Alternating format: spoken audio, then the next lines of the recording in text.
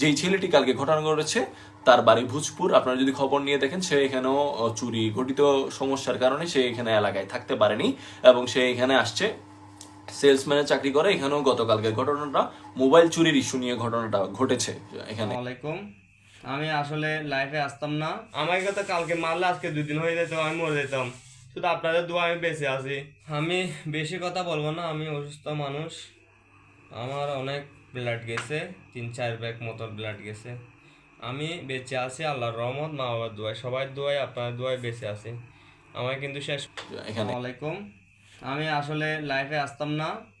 লাইফে আসার কারণ হলো যে তানবীর আমাকে মারধর করছে, হামলা দিছে। সেই তানবীরের জন্য আমি নিচে লাইফে আসছি। কথা হচ্ছে যে তানবীর আমার নামে বানানো মিথ্যা উনি বাসার জন্য। আমি ভাই কেন মোবাইল চুরি করব? আমি ডিউটি করা শেষ হওয়ার পরে আমার অফিস থেকে আমি বের হয়ে বাসায় গেছি। বাসায় গিয়ে কোর্টের পাড়ে যাই, আমি টাকার জন্য গেছিলাম যে এখানে যেয়ে আমি দোকানে বসছিলাম, আমি বাদগার হোটেলে কোর্টের সামনে। ওখানে এই যে আমাকে বলতেছে যে এই তাম্বিরগুলা ছেলেগুলা ডেকে তুমি এদিকে আসো, পুকুর পাড়ে চলো, তোমার সাথে কথা আছে। আমি বলছি, ভাইয়া কি সমস্যা? বলতেছে যে সমস্যা টমস্যা বাদ দে, তোকে ডাকতেছি, তুই আস। আমি বেশি কথা বলবো না, আমি অসুস্থ মানুষ। আমার অনেক ব্লাড গেছে, 3-4 ব্যাগ মতো ব্লাড গেছে। আমি বেঁচে আছি আল্লাহর রহমত, মা বাবার দোয়ায়, সবাই দোয়ায়, আপনার দোয়ায় বেঁচে আছি। আমার কিন্তু শেষ তো যিনি তাম্বির আমার নামে মিথ্যা হওয়া দিছে, তো আমি জাস্ট ওইটুকু বলবো।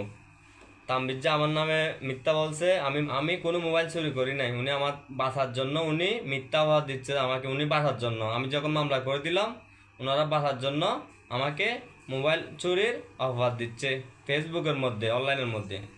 তো জাস্ট অতটুকু যে আমার মোবাইল অলরেডি চুরি করে, আমার টাকা পয়সা চুরি করে ওরা নিয়ে গেছে, আমাকে মেরে অত্যাস্ত করে, আমাকে এখানে মেরে পিঠের এখানে মেরে, ওরা এখানে মেরে আমাকে সব কিছু চুরি করে নিয়ে গেছে।